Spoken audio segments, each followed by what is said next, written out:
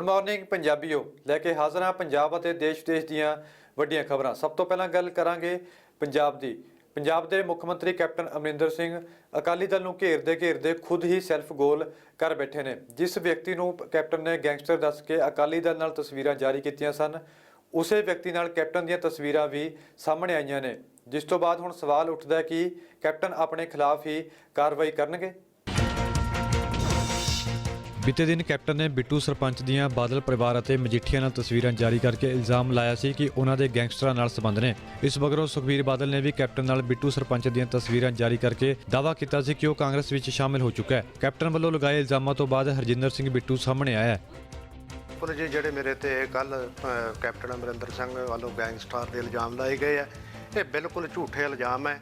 ਮੈਂ ਇਹ ਪੁੱਛਣਾ ਚਾਹੁੰਦਾ ਕੈਪਟਨ ਅਮਰਿੰਦਰ ਸਿੰਘ ਨੂੰ ਤਾਂ ਜਿਸ ਨੇ ਵੀ ਮੇਰੇ ਤੇ ਇਲਜ਼ਾਮ ਲਾਏ ਹੈ ਕਿ ਉਹ ਕਿਸ ਆਧਾਰ ਤੇ ਮੈਨੂੰ ਗੈਂਗਸਟਰ ਕਹਿ ਰਿਹਾ, ਜਦੋਂ ਕਿ ਕਿਸੇ ਤਰ੍ਹਾਂ ਦਾ ਵੀ ਮੇਰਾ ਕਿਸੇ ਗੈਂਗਸਟਰ ਨਾਲ ਕੋਈ ਸੰਬੰਧ ਨਹੀਂਗਾ। ਮੈਨੂੰ ਜਿਹੜੇ ਮੇਰੇ ਤੇ ਕੋਈ ਮੁਕੱਦਮੇ ਦੱਸੇ ਬਾਅਦ ਮੈਨੂੰ ਕੋਰਟ ਨੇ ਉਹਨਾਂ ਦੇ ਵਿੱਚੋਂ ਬਰੀ ਕੀਤਾ। ਮੈਂ ਤਾਂ ਪੁੱਛਣਾ ਚਾਹੁੰਦਾ ਕੈਪਟਨ ਅਮਰਿੰਦਰ ਸਿੰਘ ਨੂੰ ਜਾਂ ਇਹਨਾਂ ਰਾਜਸੀ ਲੀਡਰਾਂ ਨੂੰ ਪੁੱਛਣਾ ਚਾਹੁੰਦਾ ਕਿ ਕੀ ਉਹ ਅਦਾਲਤਾਂ ਤੋਂ ਉੱਤੇ ਨੇ ਜਿਸ ਕਰਕੇ ਉਹ ਮੈਨੂੰ ਗੈਂਗਸਟਰ ਕਹਿ ਰਹੇ ਨੇ। ਭਾਰਤ ਨੇ ਕੈਨੇਡਾ ਦੀ ਟੀਮ ਨੂੰ ਵੱਡੇ ਫਰਕ ਨਾਲ ਹਰਾ ਕੇ ਵਿਸ਼ਵ ਕਬੱਡੀ ਕੱਪ ਤੇ ਕਬਜ਼ਾ ਕੀਤਾ। ਭਾਰਤ ਨੇ ਕੈਨੇਡਾ ਨੂੰ 64-19 ਦੇ ਵੱਡੇ ਅੰਤਰ ਨਾਲ ਮਾਤ ਦਿੱਤੀ। ਕਬੱਡੀ ਵਿਸ਼ਵ ਕੱਪ ਦੀ ਸ਼ੁਰੂਆਤ 1 ਦਸੰਬਰ ਤੋਂ ਹੋਈ ਸੀ ਤੇ ਫਾਈਨਲ ਡੇਰਾ ਬਾਬਾ ਨਾਨਕ ਵਿਖੇ ਖੇਡਿਆ ਗਿਆ। ਤੀਜੇ ਨੰਬਰ ਤੇ ਅਮਰੀਕਾ ਦੀ ਕਬੱਡੀ ਟੀਮ ਰਹੀ ਅਤੇ ਚੌਥੇ ਸਥਾਨ ਤੇ ਇੰਗਲੈਂਡ ਦੀ ਟੀਮ ਰਹੀ। ਕੈਪਟਨ ਅਮਰਿੰਦਰ ਸਿੰਘ ਫਾਈਨਲ ਮੁਕਾਬਲੇ ਵਿੱਚ ਸ਼ਾਮਿਲ ਨਹੀਂ ਹੋ ਸਕੇ। विश्व कबड्डी कप के फाइनल मुकाबलों दौरान ड्रोन कैमरे शरेआम उड़ते दिखाई दिते। ड्रोन कैमरे उस वेले चलाए जा रहे सन जो कबड्डी के फाइनल मुकाबले दौरान मैदान में पंजाब सरकार के 3 कैबिनेट मंत्री मौजूद सन। जिला प्रशासन और पुलिस के उच्च अधिकारियों कोल इसका कोई भी ठोस जवाब नहीं सी। उनकी बॉर्डर डिस्ट्रिक्ट ਦੇ ਵਿੱਚ ਇਜਾਜ਼ਤ ਨਹੀਂ ਸੀ ਕਿ ਇਹ ਤੇ ਇਜਾਜ਼ਤ ਇਹ ਤੇ ਬੈਨ ਨਹੀਂ ਹੈ ਗੁਰਦਾਸਪੁਰ ਜ਼ਿਲ੍ਹੇ ਦੇ ਸਰਹੱਦੀ ਏਰੀਆ 'ਚ ਜਾਂ ਤੁਹਾਡੇ ਕੋਲ ਇਜਾਜ਼ਤ ਲਈ ਗਈ ਸੀ ਇਸਤੇਮਾਲ ਡਰੋਨ ਕੈਮਰੇ ਦੀ? ड्रोन की मैं चेक करनी पैनी है मैनू कि जिन्होंने अप्लाई किया है मैं चेक कर लेना। ਤੁਸੀਂ ਤੇ ਚੱਲ ਰਹੇ ਸੀ ਸਰਹੱਦੀ ਏਰੀਆ ਸੀ? मैं चेक कर लेना जी। तनख्वाह ना मिलने ते धरना लगा रहे सरकारी कर्मचारियों के खिलाफ मनप्रीत बादल ने सख्त टिप्पणी की है। मनप्रीत बादल ने सख्त शब्दों में साफ किया कि जिन्ना समा मुलाजम विभाग के खात्यां का हिसाब नहीं देंगे उन्ने दिन तनख्वाह रिलीज़ नहीं की जाएगी। तकरीबन सारे पंजाब के मुलाजमान ਦੀਆਂ ਤਨਖਾਹਾਂ ਜਾਰੀ ਹੋ ਚੁੱਕੀਆਂ। 4 ਮਹਿਕਮੇ ਜਿਹੜੇ ਹੈ 4 ਮਹਿਕਮਿਆਂ ਦੀਆਂ ਜੇ ਸੈਲਰੀ ਇਸ ਕਰਕੇ ਨਹੀਂ ਰਿਲੀਜ਼ ਹੋ ਰਹੀ ਕਿਉਂਕਿ ਅਸੀਂ ਪੰਜਾਬ ਦੇ ਵਿੱਚ ਤਕਰੀਬਨ ਕੋਈ 32 ਮਹਿਕਮੇ ਨੇ।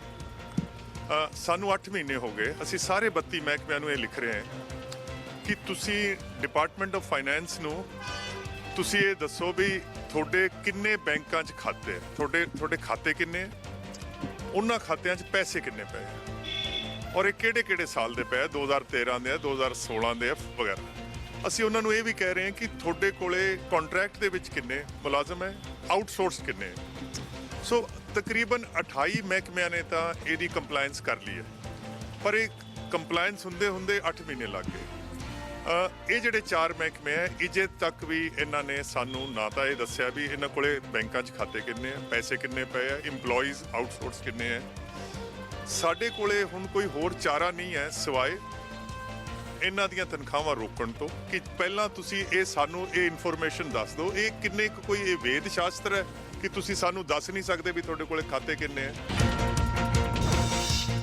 पंजाब कांग्रेस ने अज मंत्रियों विधायकों ते हलका इंचार्जां की मीटिंग की है। यह मीटिंग विच मुख्य तौर पर 14 दसंबर को दिल्ली विच कांग्रेस वालों केंद्र सरकार खिलाफ रैली बारे विचार वटांदरा किया गया।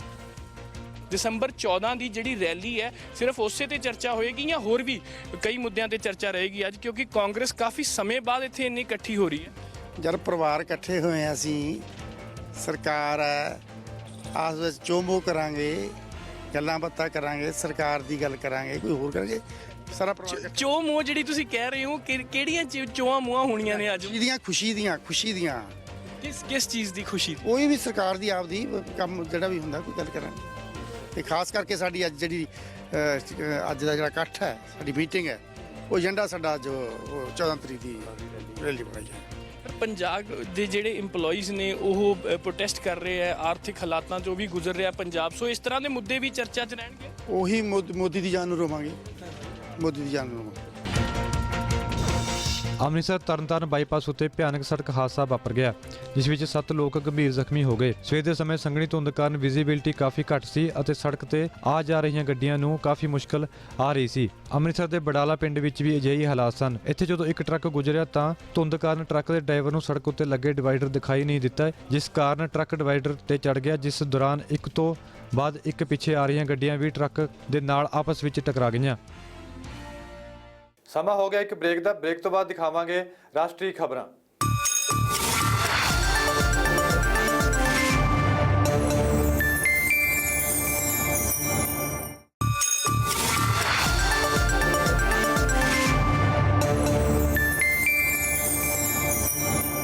ਬ੍ਰੇਕ ਤੋਂ ਬਾਅਦ ਸਵਾਗਤ ਹੈ। ਗੱਲ ਕਰਦੇ ਹਾਂ ਰਾਸ਼ਟਰੀ ਖਬਰਾਂ ਦੀ। ਲੋਕ ਸਭਾ ਦੇ ਵਿੱਚ ਨਾਗਰਿਕਤਾ ਸੋਧ ਬਿੱਲ ਪਾਸ ਹੋ ਗਿਆ ਤੇ ਜਿਸ ਤੋਂ ਬਾਅਦ ਉਸ ਦਾ ਵਿਰੋਧ ਵੀ ਹੋਣਾ ਸ਼ੁਰੂ ਹੋ ਗਿਆ ਹੈ। ਨਾਗਰਿਕਤਾ ਸੋਧ ਬਿੱਲ ਦੇਰ ਰਾਤ ਲੋਕ ਸਭਾ ਵਿੱਚ ਪਾਸ ਹੋ ਗਿਆ। ਬਿੱਲ ਦੇ ਹੱਕ ਵਿੱਚ 311 ਜਦੋਂ ਕਿ ਵਿਰੋਧ ਵਿੱਚ 80 ਵੋਟਾਂ ਪਈਆਂ। ਇਸ ਤੋਂ ਪਹਿਲਾਂ ਬਿੱਲ ਵਿੱਚ ਵੱਖ-ਵੱਖ ਸੋਧਾਂ ਲਈ ਵੀ VOTING ਹੋਈ, ਜਿਨ੍ਹਾਂ ਵਿੱਚੋਂ ਬਹੁ ਗਿਣਤੀ ਨੂੰ ਜ਼ਬਾਨੀ ਵੋਟਾਂ ਨਾਲ ਪਾਸ ਕਰ ਦਿੱਤਾ ਗਿਆ, ਜਦੋਂ ਕਿ ਕੁਝ ਸੋਧਾਂ ਲਈ VOTING ਦਾ ਸਹਾਰਾ ਲਿਆ ਗਿਆ। ਪ੍ਰਧਾਨ ਮੰਤਰੀ ਨਰਿੰਦਰ ਮੋਦੀ ਨੇ ਦੇਰ ਰਾਤ ਟਵੀਟ ਕਰਕੇ ਸਦਨ ਨੂੰ ਬਿੱਲ ਪਾਸ ਕਰਨ ਉੱਤੇ ਵਧਾਈ ਦਿੱਤੀ। ਇਸ ਦੇ ਨਾਲ ਹੀ ਪ੍ਰਧਾਨ ਮੰਤਰੀ ਨਰਿੰਦਰ ਮੋਦੀ ਨੇ ਗ੍ਰਹਿ ਮੰਤਰੀ ਅਮਿਤ ਸ਼ਾਹ ਦੀ ਵੀ ਵਿਸ਼ੇਸ਼ ਤੌਰ ਤੇ ਸ਼ਲਾਘਾ ਕੀਤੀ ਹੈ। ये बिल की जरूरत क्यों पड़ी है? जब देश का आजादी मिला तब धर्म के आधार पर विभाजन अगर कांग्रेस पार्टी न करती तो ये बिल की जरूरत न पड़ती। किसने किया धर्म के आधार पर विभाजन? किसने किया धर्म के आधार पर विभाजन? इस देश का विभाजन धर्म के आधार पर कांग्रेस पार्टी ने किया है, हमने नहीं किया है। धर्म के आधार पर विभाजन कांग्रेस पार्टी ने किया है। मान्यवर उनको सुनना पड़ेगा, ये इतिहास है। तीनों राष्ट्रों के अंदर जो धार्मिक प्रताड़ना के आधार पर 6 धर्म समुदाय जिसका मैंने नाम कहा, वो लोग भारत में आए हैं। उन लोगों को भारतीय नागरिकता देने के लिए प्रस्ताव है। This is reasonable ground for classification, और ये रीजनेबल ग्राउंड ऑफ क्लासिफिकेशन के आधार पर आर्टिकल 14 को ये बिल आहत नहीं करता है। मान्यवर, मैं फिर से एक बार कहता हूं कि ये 3 राष्ट्रों से भी अगर कोई मुसलमान मुस्लिम सज्जन हमारे कानून के आधार पर एप्लीकेशन करता है तो ये देश खुले मन से इस पर विचार करेगा। परंतु उन लोगों को ये जो प्रावधान होने जा रहा है इसका फायदा इसलिए नहीं मिल सकता मान्यवर, क्योंकि उनके साथ धार्मिक प्रताड़ना नहीं हुई है। ये निश्चित क्लासिफिकेशन के आधार पर बिल लेकर आया हूं। मुझे लगता है कई लोगों की सोच सांप्रदायिक है, वो लोग उनके बारे में नहीं सोचते जो दूसरे देशों में धर्म के नाम पर सताए गए, यातनाएं झेलनी पड़ी, जिनकी परिवार की महिलाओं के साथ बलात्कार करके उनको छोड़ देना, यातनाएं देना, इन सब के बाद वो परिवार कहीं ना कहीं वहां से अपनी जान बचाकर हिंदुस्तान में शरण में आए हैं। मैं स्वागत करता हूं इस बिल का जो आदरणीय अमित शाह जी लाए, आदरणीय नरेंद्र मोदी जी ने जिसको हरी झंडी दी और लोकसभा ने कल उसको पास किया है। इससे करोड़ों ऐसे लोगों को जिनको उन देशों में सताया जाता था आज उसको भारत ने शरण दी है।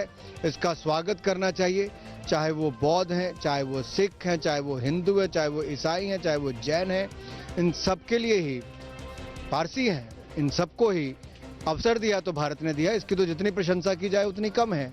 कांग्रेस पार्टी का जो स्टैंड पार्लियामेंट में है वो बड़ा स्पष्ट है कि इस बिल के विरोध में हम लोग अपनी बात को रख रहे हैं, और ये विरोध सैद्धांतिक रूप से इसलिए किया जा रहा है कि संविधान में जो भारत के निर्माताओं ने संविधान बनाया था तो उसमें धर्म के आधार पर कहीं पक्षपात किसी के साथ किया नहीं गया था। हम किसी धर्म के ना विरोध में ना पक्ष में हैं, लेकिन जो नागरिकता का इशू है उसको मुझे लगता है एक तरह से पॉलिटिसाइज किया जा रहा है और उसके विरोध में हम लोग अपनी बात को रख रहे हैं। ऐसा इतना बड़ा देश है, विविध भाषाएं हैं, धर्म हैं, जाति हैं, समुदाय हैं, अलग अलग प्रांत में लोग रहते हैं, तो उसमें उन लोगों को उनका समावेश नहीं है मुझे लगता है। इसलिए चाहे वो नॉर्थ ईस्ट का हमारा पार्ट हो या बाकी देश के कई हिस्से हों, तो ये किया किस लिए जा रहा है, इसकी मंशा क्या है, वो बहुत बड़ा विषय है। और मुझे लगता है कि इसमें पॉलिटिक्स ज़्यादा है बनस्पत लीगैलिटी या संवैधानिक परंपराओं को निभाने की जो मंशा है उसके विपरीत। तो सर आपको लगता है कि ये एक तरीके से पॉलिटिकली मोटिवेटेड है और ऐसा करना कोई लाजमी नहीं था?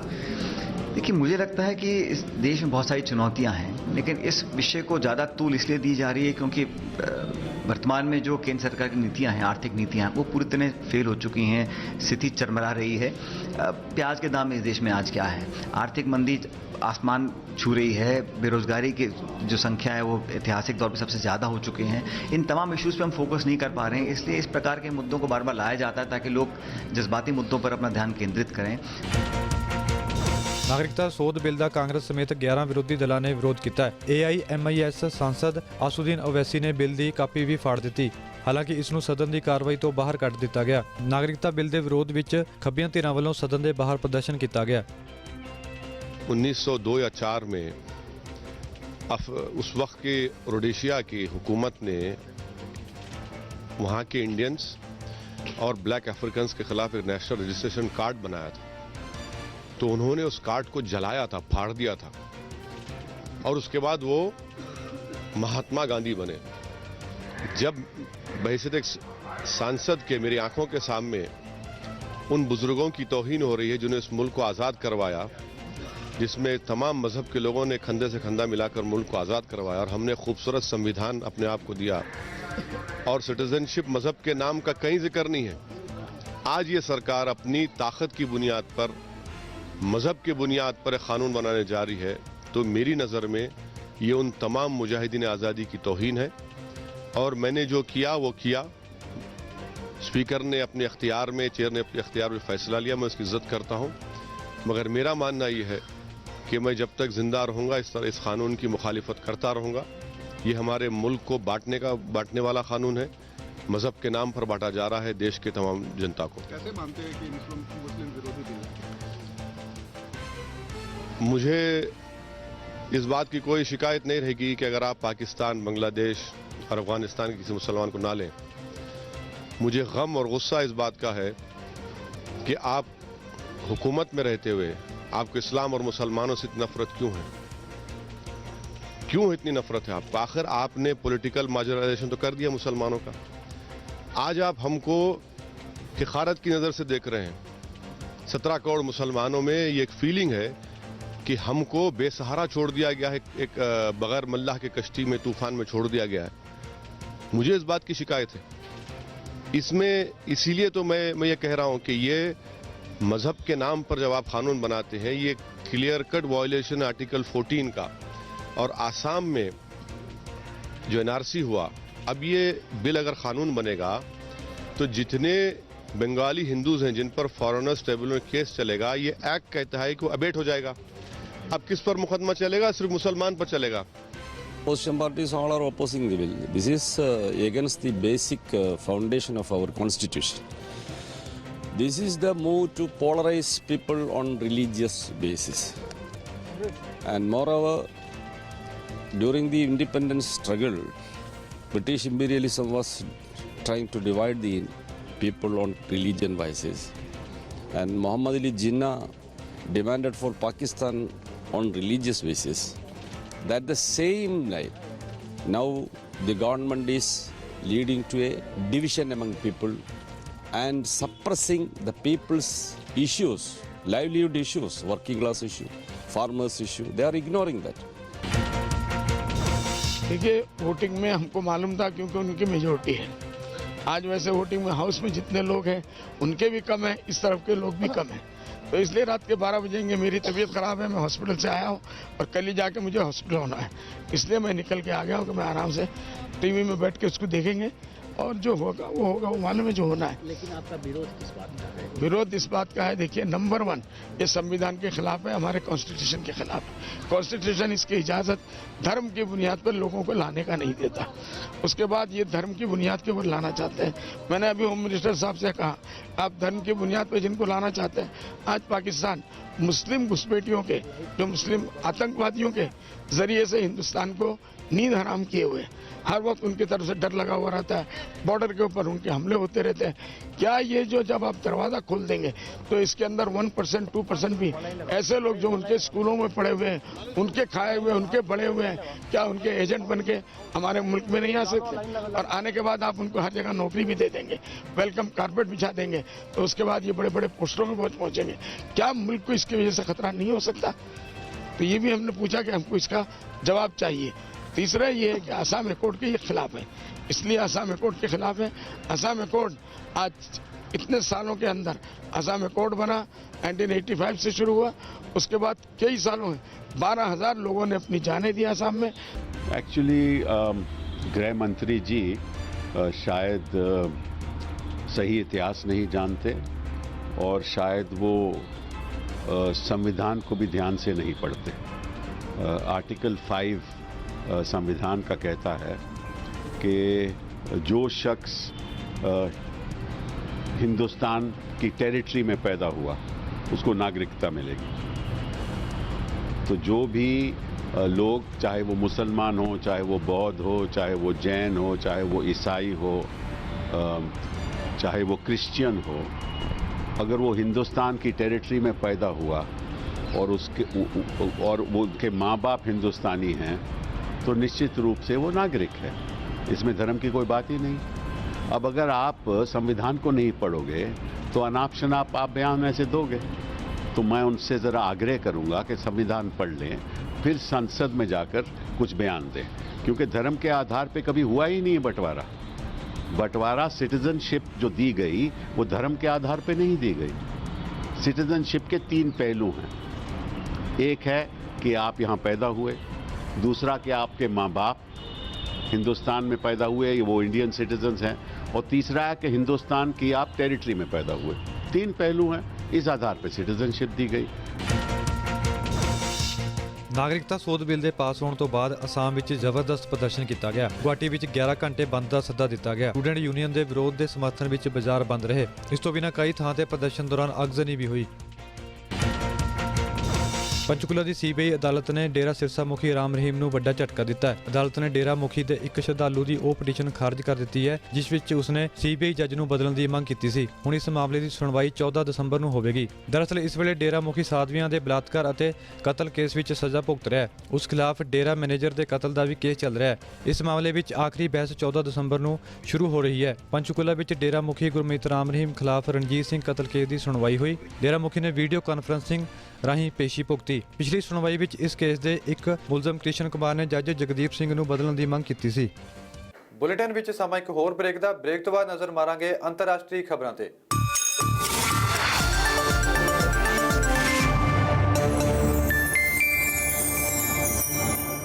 ਬ੍ਰੇਕ ਤੋਂ ਬਾਅਦ ਮੁੜ ਤੋਂ ਸਵਾਗਤ ਹੈ। ਗੱਲ ਕਰਦੇ ਹਾਂ ਅੰਤਰਰਾਸ਼ਟਰੀ ਖਬਰਾਂ ਦੀ। ਭਾਰਤ ਅਤੇ ਵੈਸਟਇੰਡੀਜ਼ ਵਿਚਕਾਰ 3 ਮੈਚਾਂ ਦੀ T20 ਸੀਰੀਜ਼ ਦਾ ਆਖਰੀ ਅਤੇ ਫੈਸਲਾਕੁਨ ਮੁਕਾਬਲਾ ਬੁੱਧਵਾਰ ਨੂੰ ਖੇਡਿਆ ਜਾਵੇਗਾ। ਦੋਵੇਂ ਟੀਮਾਂ ਹਰ ਹਾਲ ਵਿੱਚ ਮੈਚ ਜਿੱਤਣ ਦੇ ਇਰਾਦੇ ਨਾਲ ਉਤਰਨਗੀਆਂ। ਇਹ ਮੁਕਾਬਲਾ ਮੁੰਬਈ ਦੇ ਵਾਨਖੜੇ ਸਟੇਡੀਅਮ ਵਿੱਚ ਖੇਡਿਆ ਜਾਵੇਗਾ। ਭਾਰਤ ਨੇ ਪਹਿਲਾ ਮੁਕਾਬਲਾ 6 ਵਿਕਟਾਂ ਨਾਲ ਜਿੱਤਿਆ ਸੀ। ਦੂਜੇ ਮੈਚ ਵਿੱਚ ਵੈਸਟਇੰਡੀਜ਼ ਨੇ ਵਾਪਸੀ ਕੀਤੀ ਅਤੇ ਭਾਰਤ ਨੂੰ 8 ਵਿਕਟਾਂ ਨਾਲ ਕਰਾਰੀ ਮਾਤ ਦਿੱਤੀ। ਦੋਵੇਂ ਮੈਚਾਂ ਵਿੱਚ ਭਾਰਤ ਦੀ ਫੀਲਡਿੰਗ ਅਤੇ ਗੇਂਦਬਾਜ਼ੀ ਤੇ ਸਵਾਲ ਉੱਠੇ ਸਨ। ਭਾਰਤ ਲਈ ਇਹ ਮੁਕਾਬਲਾ ਕਰੋ ਜਾਂ ਮਰੋ ਵਾਲਾ ਹੋਵੇਗਾ, ਕਿਉਂਕਿ ਟੀਮ ਇੰਡੀਆ ਇਸ ਸੀਰੀਜ਼ ਜ਼ਰੀਏ T20 ਵਿਸ਼ਵ ਕੱਪ ਦੀ ਤਿਆਰੀ ਵਿੱਚ ਲੱਗੀ ਹੋਈ ਹੈ। ਵਿਸ਼ਵ ਡੋਪਿੰਗ ਰੋਕੂ ਏਜੰਸੀ ਨੇ ਰੂਸ ਉੱਤੇ ਟੋਕੀਓ 올림픽 2020 ਅਤੇ ਪੇਚਿੰਗ ਸਰਦ ਰੁੱਤ 올림픽 2022 ਸਣੇ ਆਲਮੀ ਖੇਡ ਟੂਰਨਾਮੈਂਟ ਵਿੱਚ ਹਿੱਸਾ ਲੈਣ ਉੱਤੇ ਪਾਬੰਦੀ ਲਾ ਦਿੱਤੀ ਹੈ। ਵਾਡਾ ਨੇ ਰੂਸ ਉੱਤੇ ਇੱਕ ਡੋਪਿੰਗ ਰੋਕੂ ਪ੍ਰਯੋਗਸ਼ਾਲਾ ਰਾਹੀਂ ਗਲਤ ਅੰਕੜੇ ਦੇਣ ਦੇ ਦੋਸ਼ ਲਾਏ ਅਤੇ ਇਸ ਕਾਰਨ ਉਸ ਉੱਤੇ 4 ਸਾਲ ਦੀ ਪਾਬੰਦੀ ਲਾ ਦਿੱਤੀ ਹੈ। ਵਾਡਾ ਦੀ ਲੁਸਾਨਾ ਵਿੱਚ ਕਾਰਜਕਾਰੀ ਕਮੇਟੀ ਦੀ ਮੀਟਿੰਗ ਵਿੱਚ ਇਹ ਫੈਸਲਾ ਲਿਆ ਗਿਆ। ਵਾਡਾ ਦੇ ਤਰਜਮਾਨ ਜੇਮਸ ਫਿਟਜ਼ਗੇਰਲਾਡ ਨੇ ਕਿਹਾ ਕਿ ਸਿਫਾਰਿਸ਼ਾਂ ਦੀ ਪੂਰੀ ਸੂਚੀ ਸਰਬਸੰਮਤੀ ਨਾਲ ਮਨਜ਼ੂਰ ਕਰ ਲਈ ਗਈ ਹੈ। ਵਾਡਾ ਕਾਰਜਕਾਰੀ ਕਮੇਟੀ ਨੇ ਸਰਬਸੰਮਤੀ ਨਾਲ ਮੰਨਿਆ ਕਿ ਰੂਸੀ ਡੋਪਿੰਗ ਰੋਕੂ ਏਜੰਸੀ ਨੇ 4 ਸਾਲ ਤੱਕ ਨਿਯਮਾਂ ਦਾ ਪਾਲਣ ਨਹੀਂ ਕੀਤਾ। ਇਸ ਫੈਸਲੇ ਦਾ ਮਤਲਬ ਹੋਵੇਗਾ ਕਿ ਰੂਸੀ ਖਿਡਾਰੀ ਟੋਕੀਓ 올림픽 ਵਿੱਚ ਆਰਜ਼ੀ ਤੌਰ ਤੇ ਹਿੱਸਾ ਲੈ ਸਕਦੇ ਹਨ, ਪਰ ਅਜਿਹਾ ਤਾਂ ਹੀ ਸੰਭਵ ਹੋਵੇਗਾ ਜਦੋਂ ਤੱਕ ਉਹ ਸਾਬਤ ਕਰਨਗੇ ਕਿ ਉਹ ਡੋਪਿੰਗ ਦੀ ਉਸ ਵਿਵਸਥਾ ਦਾ ਹਿੱਸਾ ਨਹੀਂ ਸਨ ਜਿਸ ਨੂੰ ਵਾਡਾ ਮੰਨਦਾ ਹੈ ਅਤੇ ਇਹ ਸਰਕਾਰ ਵੱਲੋਂ ਚਲਾਈ ਜਾਂਦੀ ਹੈ। ਗੁੱਡ ਮਾਰਨਿੰਗ ਵਿੱਚ ਫਿਲਹਾਲ ਇੰਨਾ ਹੀ। ਮੈਨੂੰ ਦਿਓ ਇਜਾਜ਼ਤ। ਦੇਸ਼ ਦੁਨੀਆ ਦੀ ਹਰ ਵੱਡੀ ਖਬਰ ਲਈ ਦੇਖਦੇ ਰਹੋ ABP ਸਾਂਝਾ।